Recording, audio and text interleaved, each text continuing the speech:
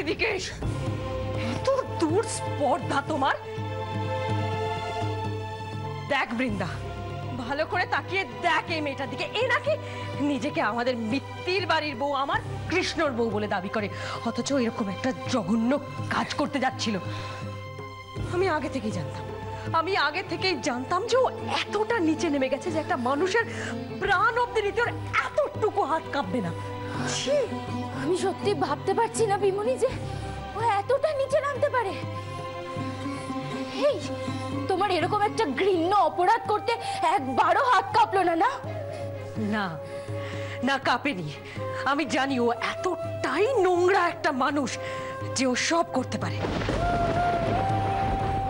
সেই জন্যই তখন যখন তুই আমাকে বারবার বলছিলি, আমার কিছুতেই মন সায় দিচ্ছিল না। আমার বারবার মনে হচ্ছিল যে আমার রায়ের কাছেই থাকা উচিত। আমার সিক্স সেন্স আমাকে বলছিল যে ওরকমই একটা কিছু ঘটানোর চেষ্টা করবে, নিশ্চয়ই করবে।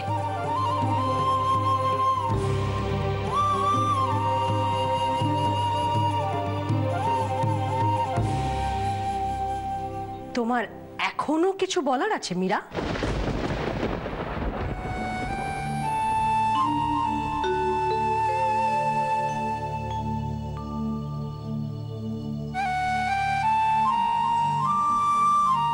একেবারে দিশেহারা হয়ে গেছি। এইভাবে কতদিন চলবে? কিশোর নিজেই তো সহায় সম্বলহীন, তারপর কুসুম মেয়েটার এই অবস্থা। কিভাবে সবকিছু ঠিক হবে? কি করে ফিরে পাবো আমরা আমাদের সে পুরনো মিত্তির বাড়ির দিনগুলোকে? পরিস্থিতি ক্রমশ জটিল হয়ে উঠছে। মনে হচ্ছে কোনো পথ খোলা নেই সামনে, সব অন্ধকার। আঙ্কেল, তুমি অফিস থেকে ফিরলে? আঙ্কেল আপনি কেন এত ভাবছেন? ভাবছি কি করব বলো, ভাবনার উপর তো আর লাগাম পড়ানো যায় না। চারপাশে যা ঘটনা ঘটছে তাতে করে কি করে এখনো সুস্থ আছি কে জানে। আঙ্কেল সব ঠিক হয়ে যাবে। মানুষের জীবনে তো কত খারাপ সময় আসে, সে আর আমি বয়সে ছোট হয়ে আপনাকে কি বলবো। তবে আজ আপনাকে দেখে আমার বলতে ইচ্ছা করছে, প্লিজ আঙ্কেল এইভাবে ভেঙে পড়বেন না। না না না, ভেঙে আমি এত চট করে পড়ি না। আমার খারাপ লাগছে অন্য জায়গায়, জানো। আমার খারাপ লাগছে এই কথা ভেবে যে আজ আমার জন্য আমার পরিবারকে এই দিনটা দেখতে হলো। এই কথাটা আমি চাইলেও মন থেকে বার করতে পারছি না। এত কোনো সান্ত্বনা হয় না। হয়তো সবটাই ভাগ্য। আজ দেখুন কিশোর আপনাদের কাছে ফিরে এসেছে, আর আমার বিশ্বাস আপনার বাড়ি, আপনার সম্মান আপনি সব ফিরে পাবেন। শুধু একটু সময়ের অপেক্ষা। আঙ্কেল আমাকে একটু সময় দিন, আমি আপ্রাণ চেষ্টা করছি। একটু একটু ভরসা করুন আমাকে, প্লিজ আঙ্কেল। না বাবা, তোমাকে পুরোপুরি ভরসা করি, কিন্তু অর্ক আমি ভাবছিলাম একটা কথা। কি আঙ্কেল? দেখো, আমাদের বিপদের সময় তুমি যেভাবে আমাদের পাশে এসে দাঁড়িয়েছো, এর জন্য আমাদের কোনো কৃতজ্ঞতা ভাষা নেই। আঙ্কেল আপনি এভাবে কেন বলছেন? মানুষ হয়ে মানুষের পাশে দাঁড়ানো তো আমাদের কর্তব্য। দ্যাটস ওকে বাবা, কিন্তু আমি ভাবছিলাম যে অনেক দিন তো হলো তোমার এখানে। আমি ওদেরকে বলেছি যে আরেকটা বাড়ি খুঁজতে। কতদিন আর তোমার উপর বার্ডেন হয়ে থাকবো আমরা? আপনি কি বলছেন? আমার উপর আপনারা বার্ডেন? বার্ডেন মানে দেখো, আমি জানি তুমি বলবে তোমার কোনো অসুবিধা হচ্ছে না, তাও মানে এইভাবে কতদিন তোমার ঘাড়ে বসে বলো? মানে আপনি আমাকে এইভাবে কথাটা বলতে পারলেন আঙ্কেল? আমি আপনাদের আর কতভাবে বোঝাবো? আপনারা এখানে এসে আমাকে আমার হারানো পরিবার ফিরিয়ে দিয়েছেন, আর আজ সেখান থেকে আবার আমাকে একলা করে দিতে চাইছেন। আঙ্কেল আমি কি কোনো অপরাধ করেছি? কোনো কোনো কোনো ভুল, কোনো ত্রুটি হয়েছে আমার? না না না না, প্লিজ আঙ্কেল আমাকে আমাকে দয়া করে দূরে ঠেলে দেবেন না। আমি তাহলে ফ্ল্যাটের একলা কুঠুরিতে আবার দমবন্ধ হয়ে মরে যাব। শোনো বাবা, তোমার কোনো অন্যায় নেই। আমি ভাবছিলাম যে আঙ্কেল আমি যদি কোনো অন্যায় করে থাকি আমি আমি ক্ষমা চেয়ে নিচ্ছি। না না, আমি তো বলছি তুমি কোনো অন্যায়। আমি জানি আঙ্কেল আপনারা নিজের বাড়িতে ফিরে যেতে চান। আঙ্কেল ওই মিত্তির বাড়ি ফিরিয়ে দেওয়ার দায়িত্ব আমার। আর যদি যেতেই হয় এখান থেকে তাহলে সসম্মানে আপনারা একটা জায়গাতেই যাবেন, সেটা হলো মিত্তির বাড়ি।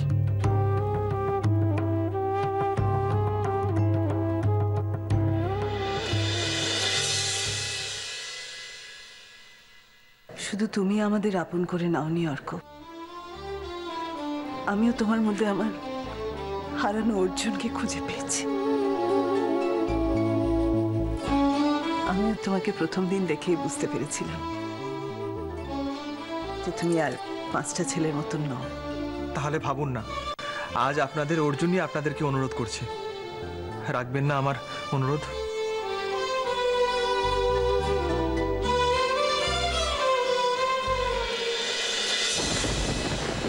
তোমাকে আমি অনেক ক্ষমা করেছি, অনেক সিম্প্যাথি দেখেছি, বাট ইনাফ ইজ ইনাফ।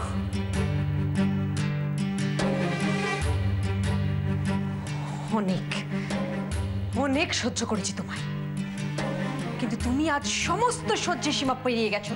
এর শাস্তি তো তোমাকে পেতেই হবে মীরা।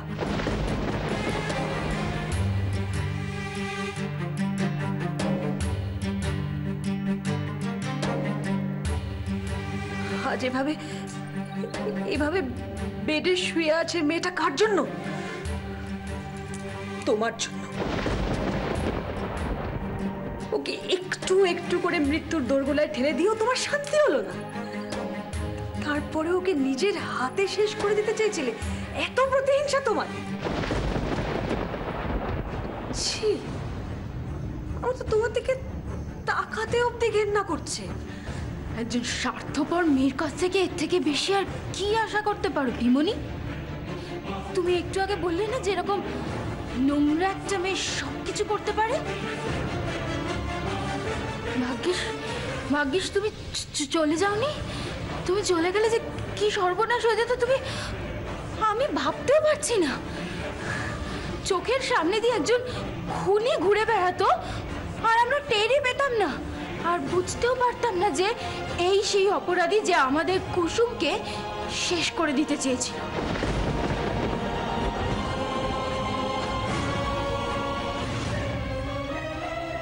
তোমার লজ্জা করছে না তাই না? একটা অপরাধ করতে গিয়ে ধরা পড়ে যাওয়ার পরও তুমি চোখ তুলে দেখছো, লজ্জা করছে না? মান সম্মান বোধ বুদ্ধি নেই বলেই জানতাম, কিন্তু ভয়টুকুও কি নেই? খুন করতে গিয়ে একবারও হাত কাঁপলো না তোমার? না,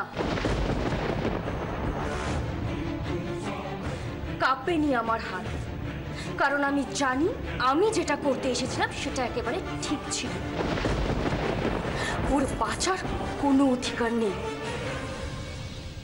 কারণ ও তিলে তিলে শেষ করেছে আমাকে, আমার সম্পর্ককে, আমার কাছে যা যা ছিল সবকিছু কেড়ে নিয়েছে।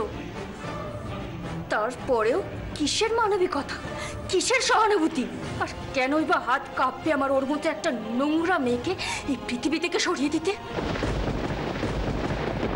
লিসেন, আমি আমার সংসার আর বিয়ে বাঁচানোর জন্য যে কোনো লেভেল পর্যন্ত যেতে পারি, সেটা নিশ্চয়ই তোমরা এতদিনে খুব ভালো করে বুঝে গেছো। সো তোমাদের এই ইমোশনাল ড্রামাগুলো না আমার সামনে দেখাতে এসো না। ফোকাস। কোথায় চললে?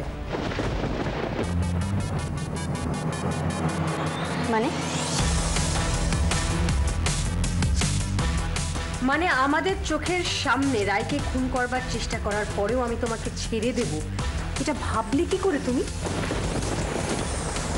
আচ্ছা, বৃন্দা, পুলিশকে ফোন কর।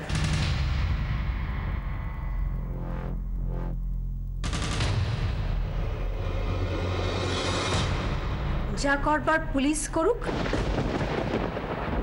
ঠিক বলেছো পিমা, ওর জন্য উপযুক্ত জায়গা অন্ধকার জেলে।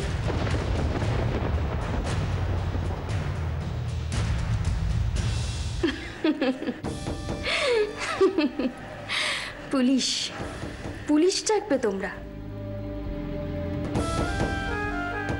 যেটা বলছো সেটা প্রমাণ করতে পারবে তো? ইমনি, উল্টে তোমরাই না আবার ফেঁসে যাও।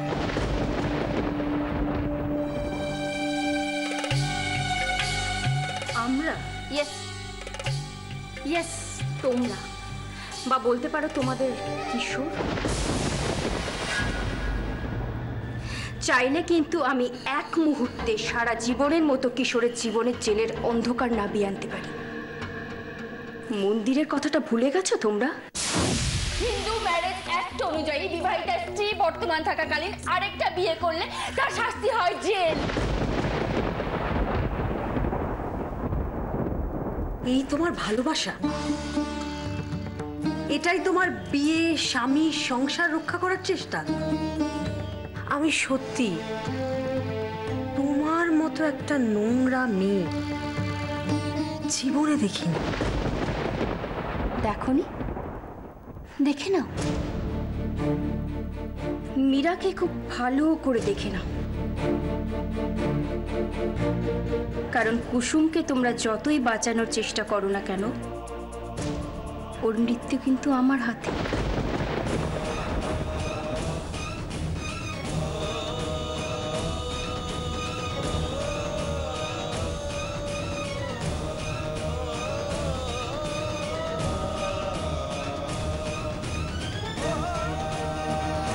কুসুমকে তোমরা যতই বাঁচানোর চেষ্টা করো না কেন, ওর মৃত্যু কিন্তু আমার হাতে।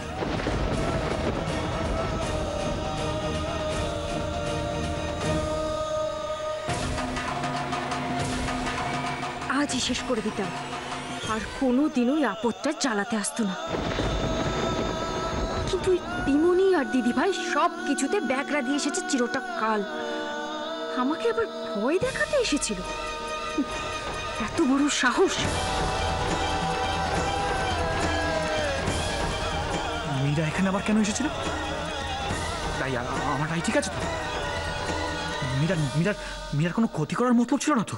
হ্যাঁ,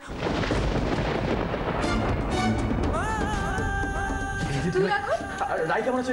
ও ঠিক আছে তো? আমি ওকে যাবো। অস্থির হচ্ছিস কেন এরকম? এদিকে ও সব কিছু নর্মাল আছে, শুধু সেন্সটাই ফেরেনি, ঠিক আছে? আর ডক্টর এইমাত্র দেখে গেছে প্রেশারও নর্মাল আছে। তুই সত্যি কথা বলছিস তো? বল, ওর কিছু হয়নি তো? ঠিক আছে তো? হ্যাঁ হ্যাঁ, কিচ্ছু হয়নি। তোর এরকম মনে হচ্ছে কেন যে ওর কিছু হয়েছে? না, মীরাকে দেখলাম, বুঝলি? তোর সাথে দেখা হয়েছে?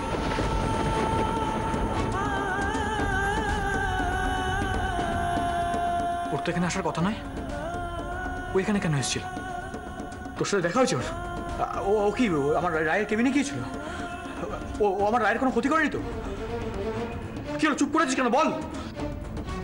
মীরার রায়ের খোঁজ নিতে এসেছিল। অসম্ভব। মীরা রায়ের খবর নিতে এসেছিল এটা হতেই পারে না। ওর নিশ্চয়ই কোনো খারাপ উদ্দেশ্য ছিল। ও রায়ের কেবিনে যায়নি তো? আমি এক্ষুনি রায়ের কেবিনে যাবো। আমাকে জানতেই হবে মীরা কি করেছে। আমি বলছি তো, মীরা কিচ্ছু করেনি। আমি আর পিমনি ছিলাম ওখানে, তো রায় ঠিক আছে। যদি বিশ্বাস না হয় তাহলে দেখবি। আর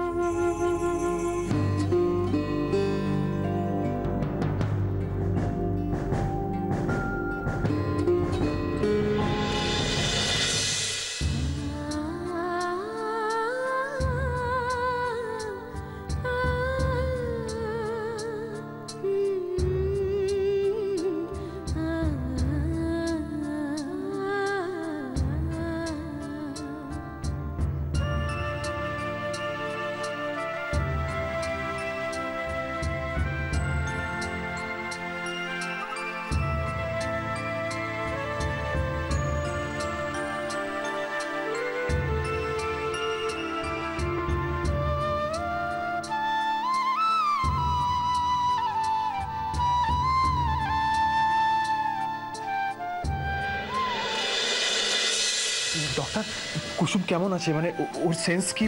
না, ফেরেনি। আপনি যে বললেন 48 ঘন্টার মধ্যে জ্ঞান ফিরে যাবে। আমি নিজেতেও সেটাই ভাবছি। 48 ঘন্টা কেটে যাওয়ার পরেও পেশেন্ট কোনোভাবে রেসপন্স করছে না। ডক্টর, কি বলছেন আপনি? কেন ওর সেন্স ফিরছে না? কি হয়েছে ওর? দেখো, অপারেশনটা ঠিকঠাক হলেও ওর উপর দিয়ে যে বিরাট ফিজিক্যাল স্ট্রেস গেছে, তার ফলেই হয়তো। এমনিতেও চেক আপ করে আমি কোনো কমপ্লিকেশনস পাইনি। এখন তো মনে হচ্ছে পুরো ব্যাপারটাই আমাদের হাতের বাইরে।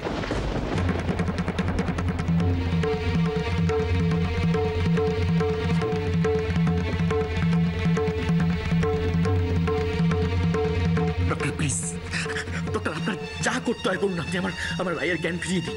আপনি যা বলবেন আমি তাই করবো ডক্টর। আপনি আমার রায়কে প্লিজ প্লিজ কি করতে হবে? কিশোর, আমি তো বললামই, যা করা সম্ভব সবই আমরা করেছি। I am sorry. আমাদের এর থেকে বেশি কিছু করার নেই। তুমি নিজেকে একটু কন্ট্রোল করো কিশোর, কন্ট্রোল করো।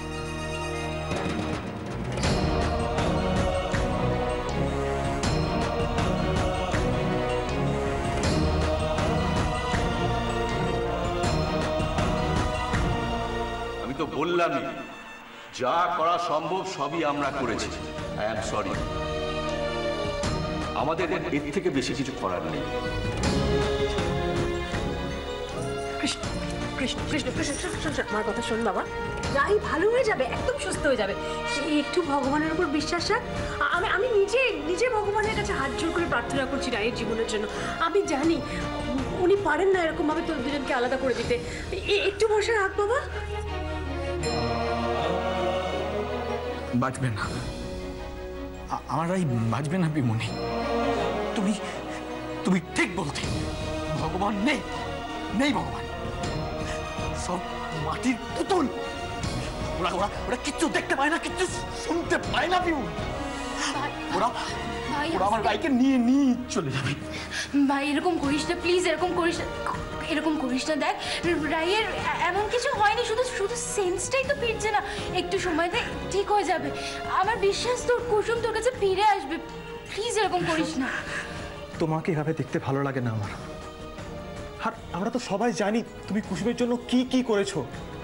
ওকে সুস্থ করে তোলার জন্য তুমি, মানুষ ভালো কাজে কোনোদিন ব্যর্থ হয় না, হতে পারে না।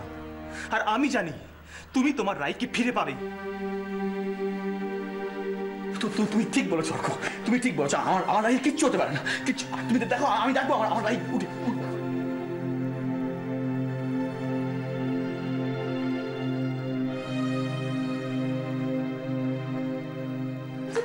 এখন কেবিনে গিয়ে কি করবে বলো তো?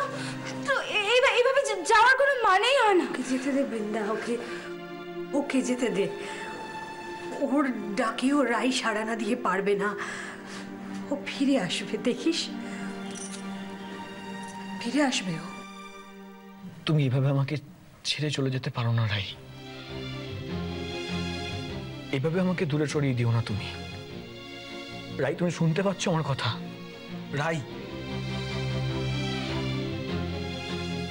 আমি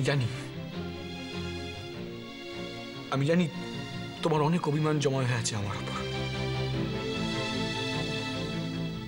অনেক যন্ত্রণা দিয়েছি আমি তোমাকে।